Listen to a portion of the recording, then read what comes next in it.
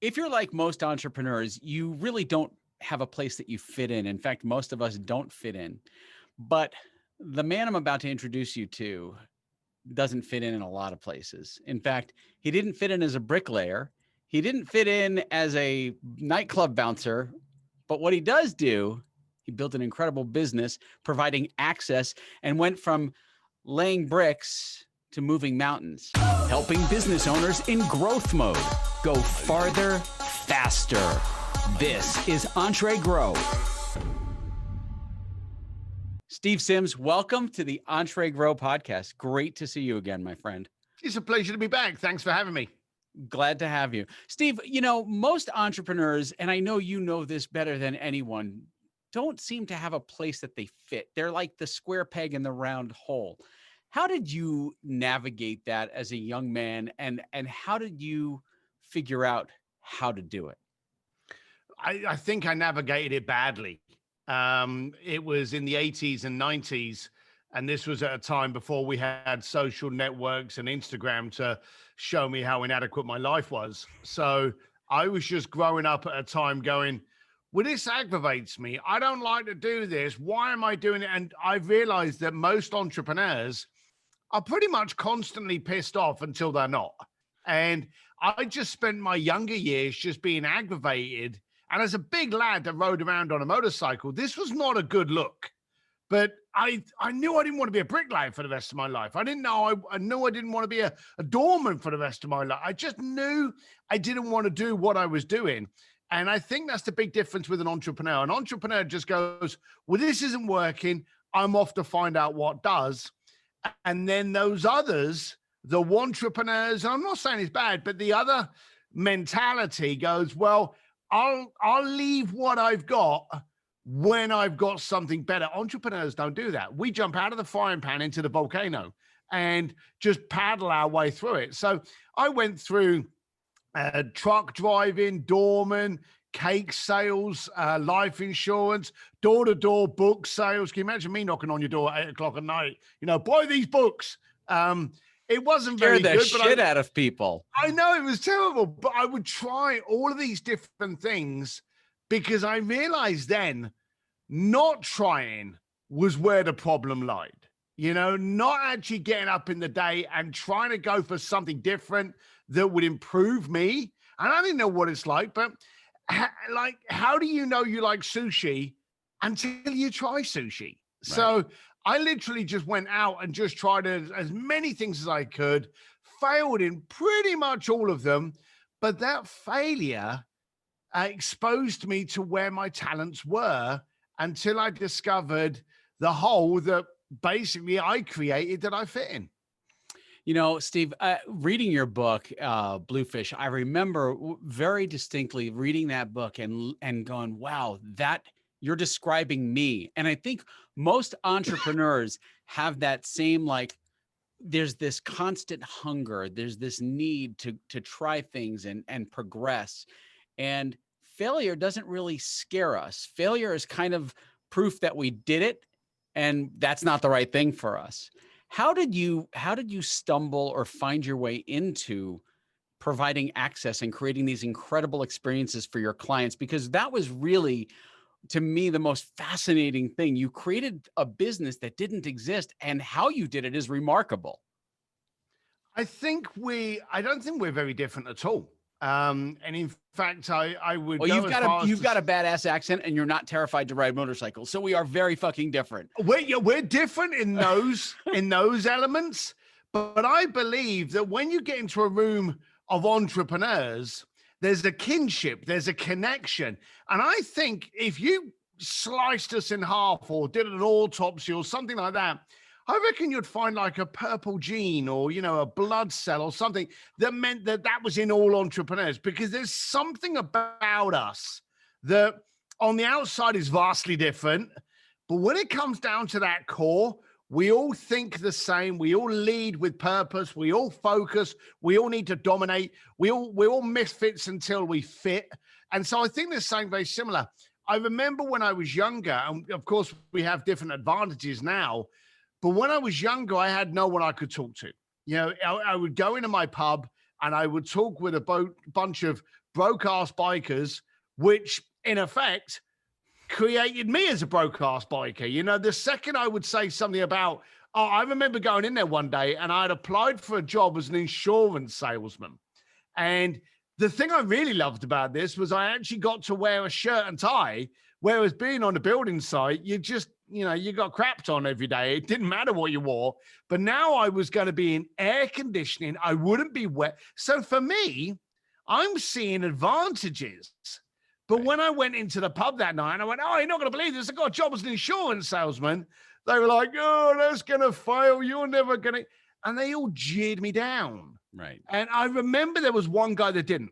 And he, funny enough, became the best man at my wedding and is still my best friend even to today. But there was one guy that went, go for it, Steve. You know, please go for it. And he, you know, challenged me and pushed me forward. But everybody else was no. And they were jeering away. And I noticed that we've got to, they say that you are the combination of the 5 people that you are with. I also realized that you are the room that you're in. And it was funny. I remember hearing them all jeering at me.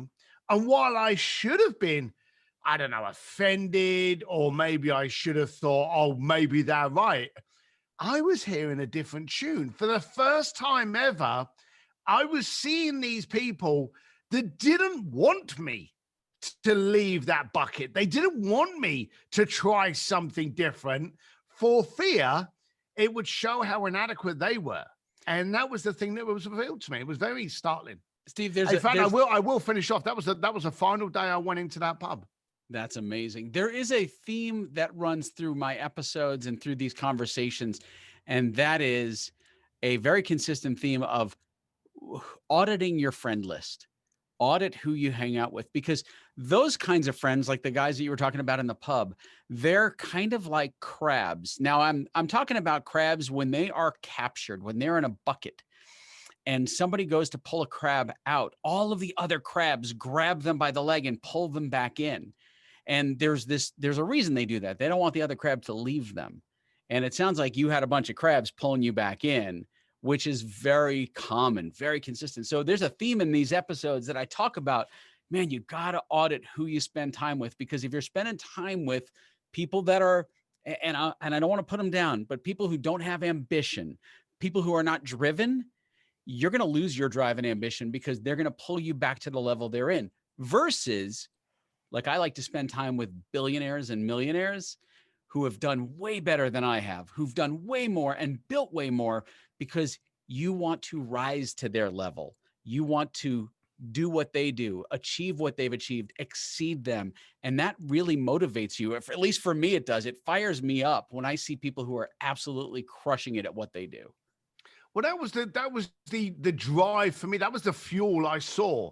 I wanted to be successful. I wanted to be rich. Did I know what either of those things looked like? Hell no, because I had no one around me that was either of those. But I just wanted it. I desired it. I lusted for it. And I went after it because I wanted to meet a rich person. And I wanted to be able to say to him, why are you rich and I'm not? That was what I wanted to do. Now, I found from weirdly working on the door, which I thought was the lowest ebb of my life. I thought when I got the door job, being a big, ugly guy, my job was to go back into the club at night and dance with a guy that had too many beers and start swapping slaps. That's what my job description was, you know, be the meathead of the night. And I just thought to myself, my God, I couldn't have got any lower. But it gave me a pedestal to be able to view social acceptance. It gave me a view of what humanity was like and how they boiled. It give you an example. People would walk to the front door and either they would walk up to the meatheads and go, evening, lads, I'm looking for a nice table for me and my partner or whatever. And we would let them in. Or they would naturally choose to go and stand in a line. There was natural selection at that moment. Now, we never used to say to people, hey, get in the line, fella. We never used to do that, but they would select. And there was a lot of people there that were very wealthy that I started communicating with. And I needed to create a Trojan horse.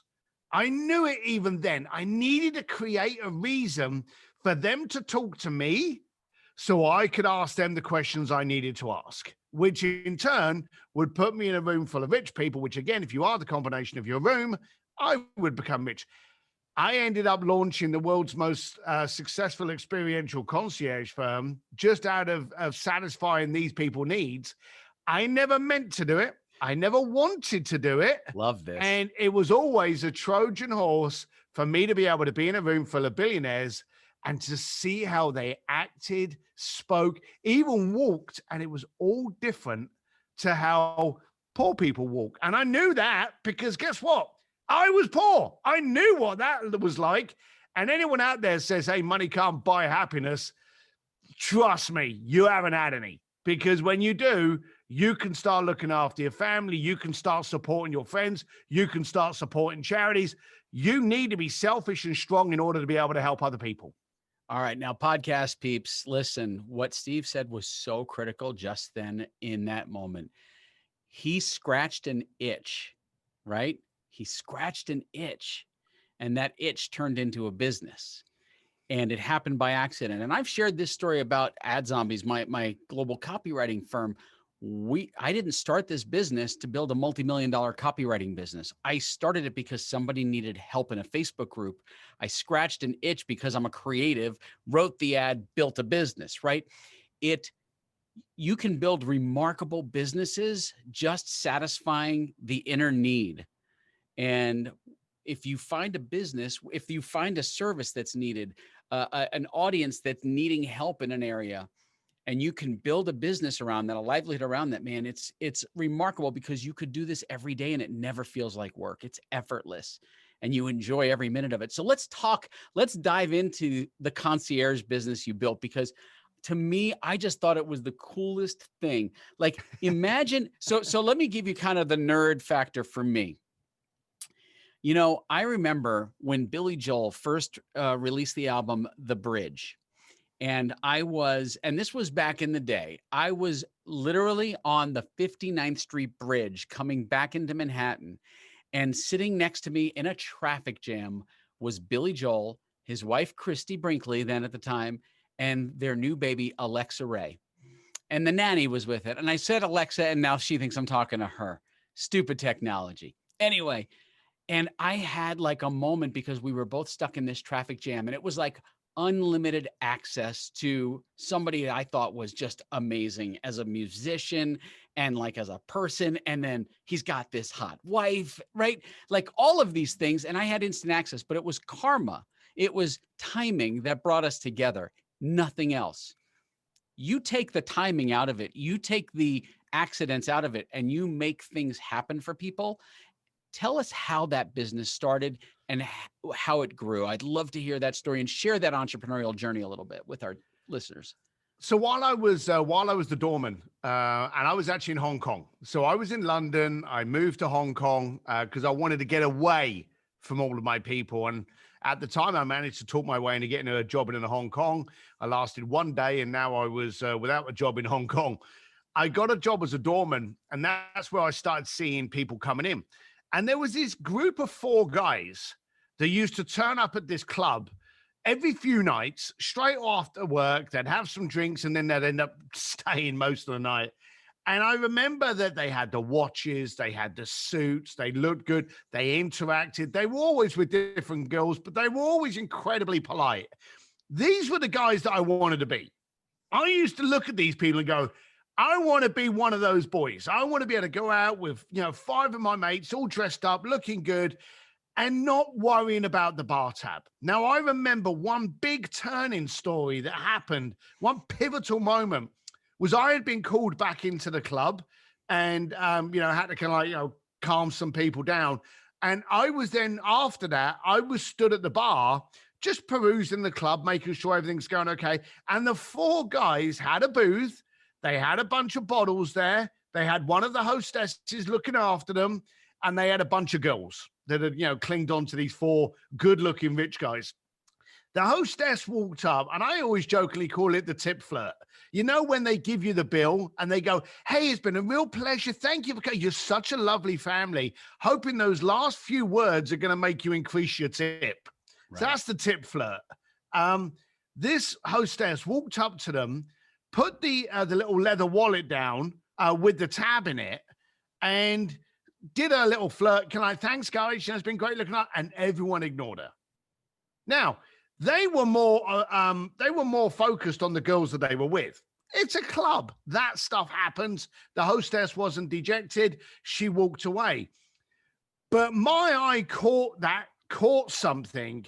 The guy turned around, grabbed the wallet, jumped up, and run for her. Okay. It's only like 3 or 4 steps to catch up to her. But of course, as I was the doorman and I was sober, I picked up on this. And so I stood up thinking, hang on, what is this guy doing? And I was ready to interject. And he tapped her.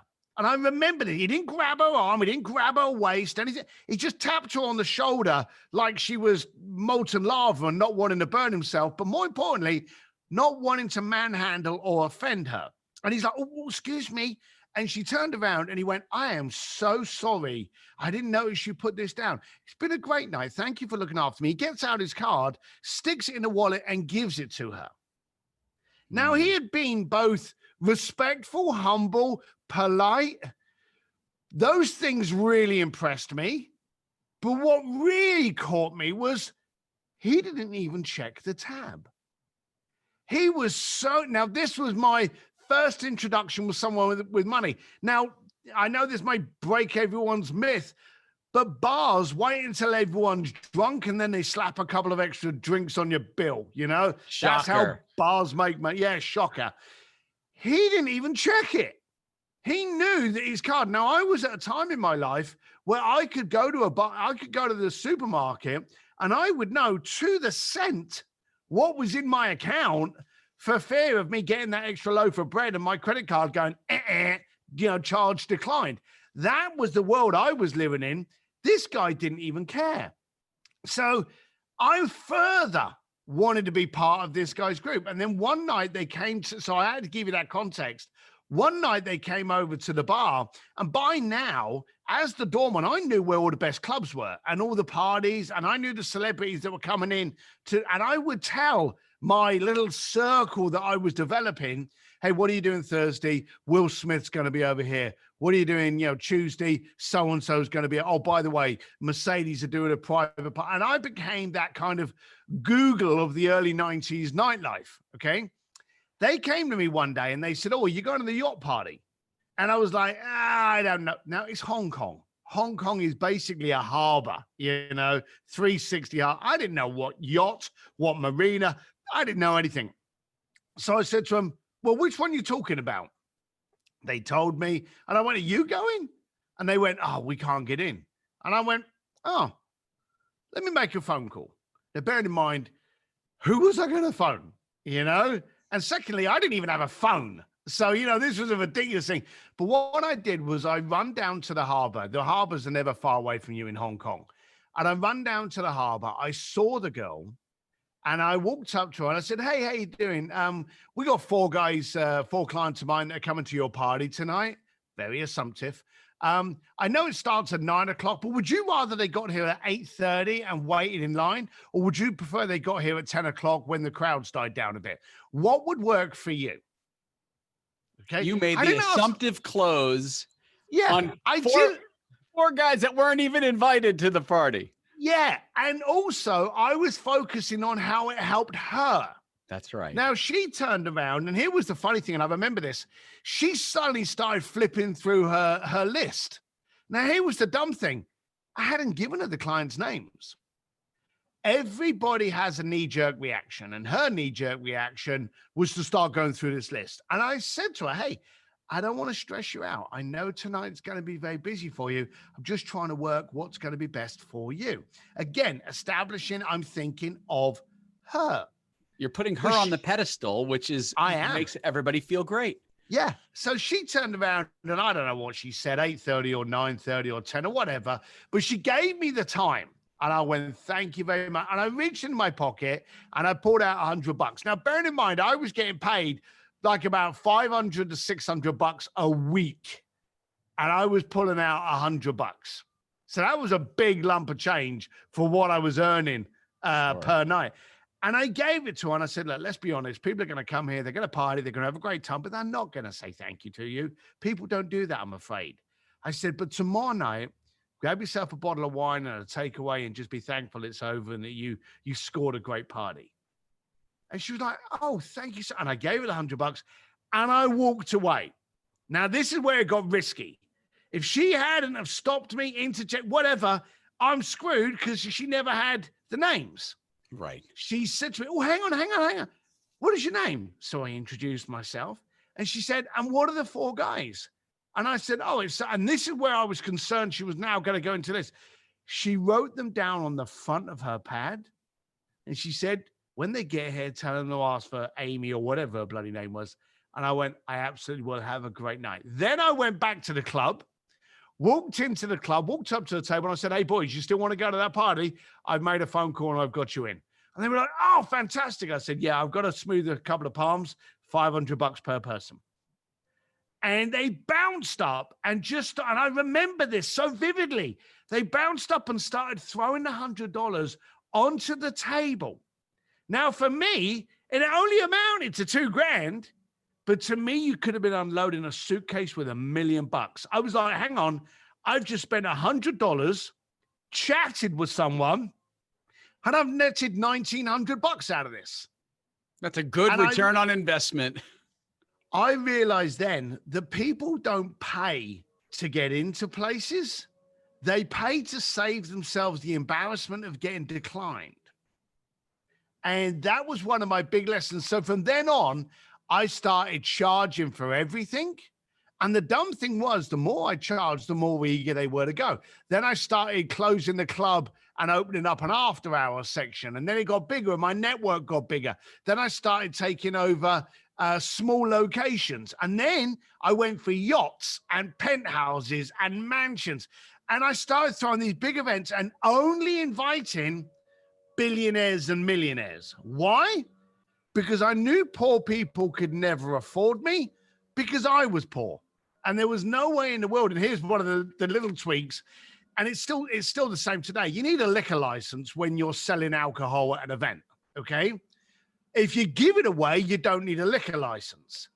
So I went from charging what would have been like $100 per person to get into a party. I was charging them from $1,000 per person, and all the food and drink inside was complimentary. You know, so I didn't need any of the licenses. But when you're charging someone $1,000 to get into a party, guess the caliber of people that you've suddenly got in that room. You know, so it just suddenly started growing from there. And I was like, I'm starting to see how they work, how they tweak. And so that's how it started. It sounds like the mindset of people, individuals who are afraid to be rejected, too afraid to get the no, is what needs work on the most. And it sounds like you don't have that fear of rejection. How do you overcome that fear of rejection, Steve? Because that is one of the things a lot of entrepreneurs struggle with is a client's going to tell them no, or they get a few no's in a row and then suddenly they lose their mojo. And it sounds to me as if that's not an issue for you. How did you develop that? So I'm laughing because this was a point of my life where I was nearly getting a divorce. I met my wife when she was 16 and I was 17. So we've been together forever. And we were having a dinner party, a few years back now. And we had a whole bunch of friends with us. And one of them was Jim Quick. And if you don't know Jim, he's brilliant.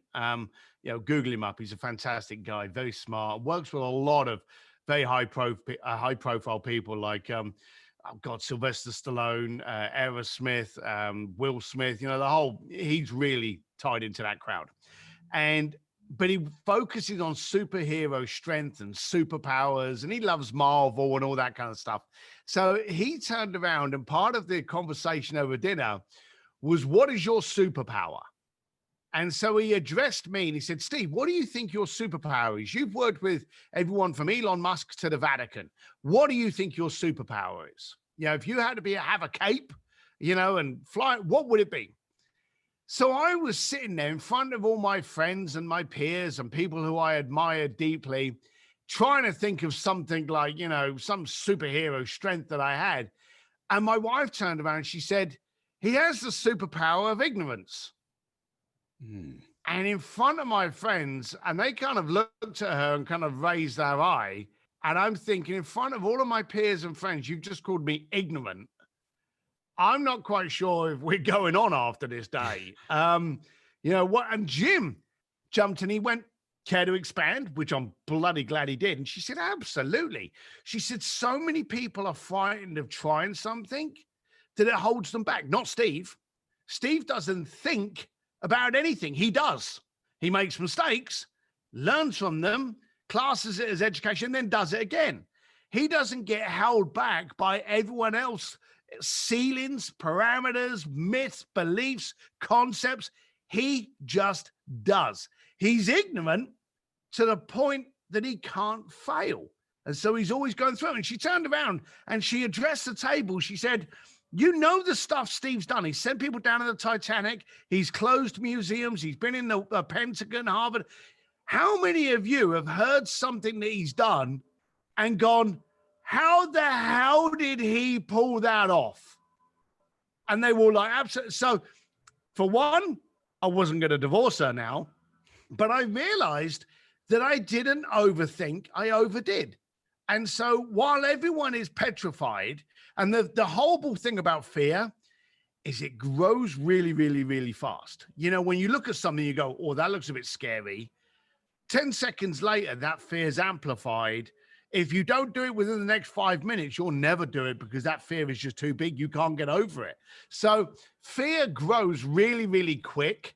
And I actually just did a posting on my Instagram page this morning, funny enough, and it's from the classic movie Point Break. And there's a quote in there that says, fear causes hesitation, and hesitation will cause your worst fears to come true. So I'm never frightened of anything. Now, that's led me to a ton of mistakes, ton of rejections. But when you succeed at something, do you remember how many times you failed at it? Or do you remember the glowing glory of when it finally came off? And so, have I failed at anything? No, I've just got educated a million times on how to finally make it work. So ignorance was what went forward. And I remember Jay Abraham once said to me that I have a greater ICANN than an IQ. And so I don't know if I'm being politely insulted by everyone that knows me, or should I just be proud that I just do?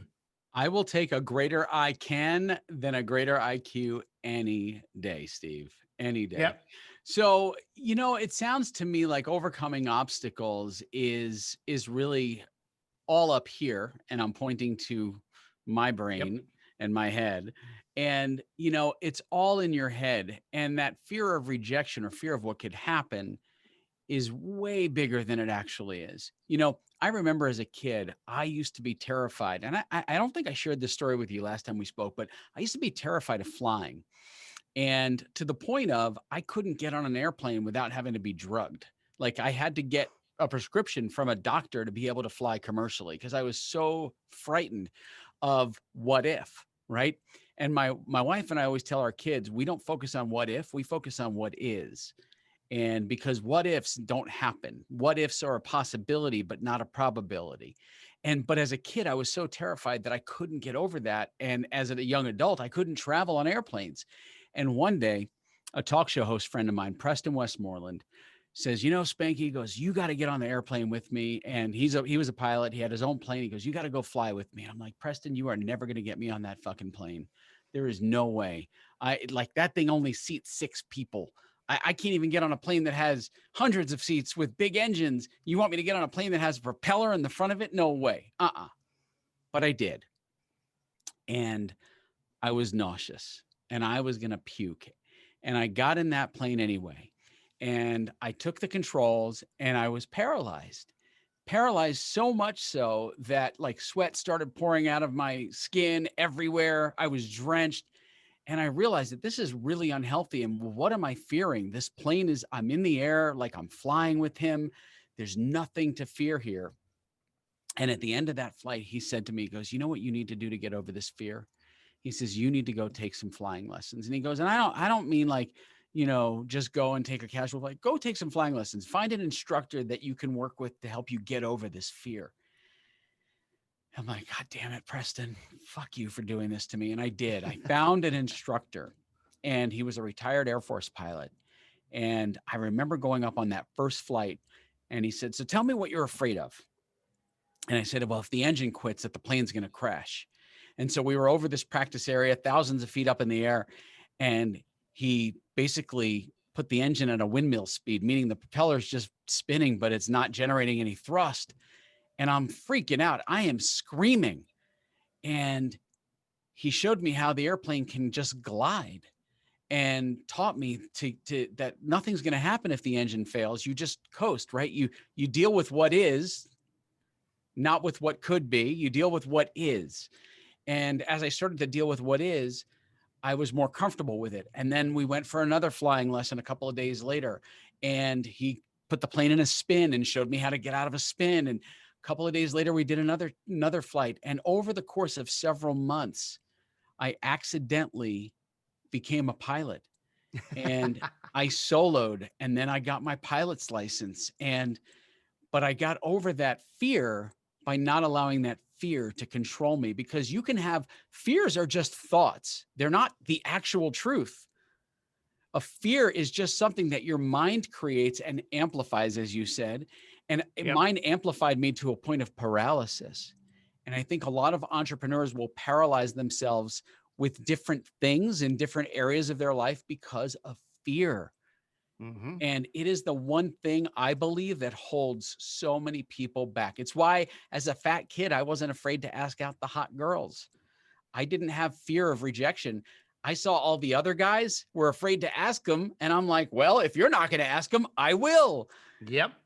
And so I think that there's an inherent mindset that you have to.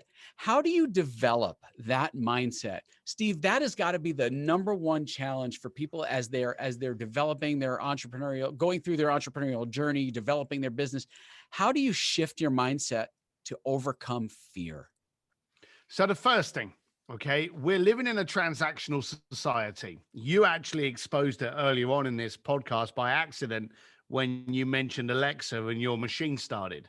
Um, we're in a system now where we've got Amazon, Alexa, Siri. We are getting used to barking out commands and having people sort them out. If you think I'm wrong, try and phone up Amazon today and say that you want to change the toilet roll you get and which one are they suggesting. You ain't going to get through to anybody. Okay. So we're in a transactional society. If your business doesn't need a conversation, doesn't need you to look into a solution for them, then Amazon is just waiting to take over your business and you're going to be unemployed and flipping me burgers by the weekend. So what we've got to do to get over that is you've got to do everything that Amazon does and everything it doesn't. And what it doesn't do is think, create, and try. Okay. So that's what you've got to do. You've always got to give the client more than what they ask for. I always say, never give a client what they ask for. Give them what they need, lust, and desire for. Give them more. If you're selling a cake, give them a cake and give them some cupcakes as well. If you're selling someone a car service, then do an upgrade, rotate the tires, or give them something extra that they didn't expect they were getting to gain that. So what I realized this was going for stupid. And I often coin that little term, go for stupid.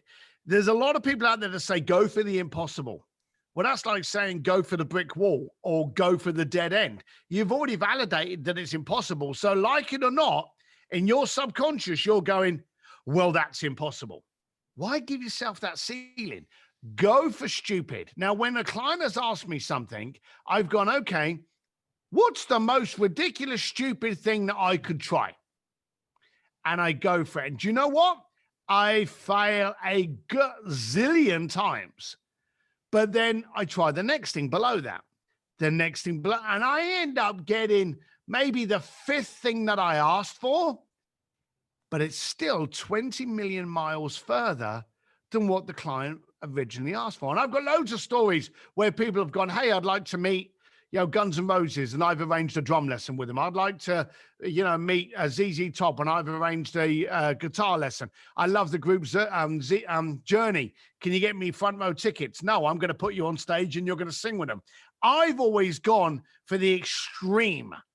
And the daft thing that happens is When you start trying and going for stupid, don't go for impossible. Next time, anyone listening to this, next time you're going to try anything in your advertising, your events, your offers, go for stupid. And a strange thing happens. You start achieving it. And you know what happens when you start achieving it? That's your new level, your new benchmark. And then all of a sudden, everything starts happening and you start climbing on it. I am a uneducated bricklayer from London that was kicked out of school at the age of 15. And I've closed down museums, worked with celebrities, and have clients that own things like countries. If I can do it, you're already out of excuses. I love that. Go for stupid. And that is just such a solid note. Steve, if people want to get in touch with you, follow you, read your books, follow your daily content, give me the best way to get people to connect with Steve Sims. Well, if you want to jump in, I've got an Entrepreneur's Advantage with Steve Sims. That's our free Facebook page. I do a lot of communication in there. Or if you want to visit stevedsims.com, that'll show you how you can get a copy of the Art of Making Things Happen book. And it'll also show you, how to find me on Twitter, LinkedIn, Instagram. It's all under Steve D. Sims, and there's only one M in Sims. And I got to recommend Bluefish for anyone who wants to really understand your story and how you went from laying bricks to moving mountains, because to me, that is the most remarkable story. And I love the entrepreneurial spirit in you. And we still have to get together for a drink when this whole COVID situation dies down. It's got to be done. Got to be done. All right, Steve, thanks for coming on the EntreGrow podcast. I wish you well. Stay safe, stay healthy. And I look forward to catching up with you again soon.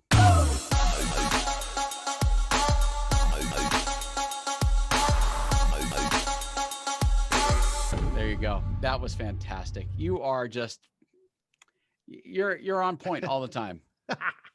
Well, I think it has something to do with the low balls you throw. So, trust me, it's a two-way street. So I appreciate you. All right. How are you doing? Everybody good? Family good? Yeah, it's been really good. We've done a lot of spring cleaning when COVID started because I didn't want to waste time.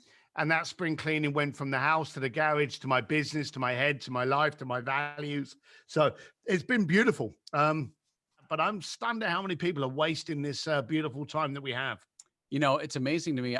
There are a lot of people right now who are sitting there binge watching shit, and when they could be out making stuff happen. And there's so much time right now to build something, the next amazing thing. And they're just sitting there doing nothing. You can't tell everybody, they're going to do what they do. And it is what it is. So you've just got to let people on their own sometimes. You getting good motorcycle time? I am. We actually, because you don't get the weekends to end the week, that's probably was the first thing that happened. We noticed that we were working every day. And before you realized it, you were working on the Saturday and the Sunday, just like you were every other day, because there was no release. You couldn't go to a restaurant on a Friday night to celebrate the end of the week. You couldn't go out with mates on a Saturday. So we lost that. So what we did was we invented taco runs. And we would literally, because my son rides as well, he's 23.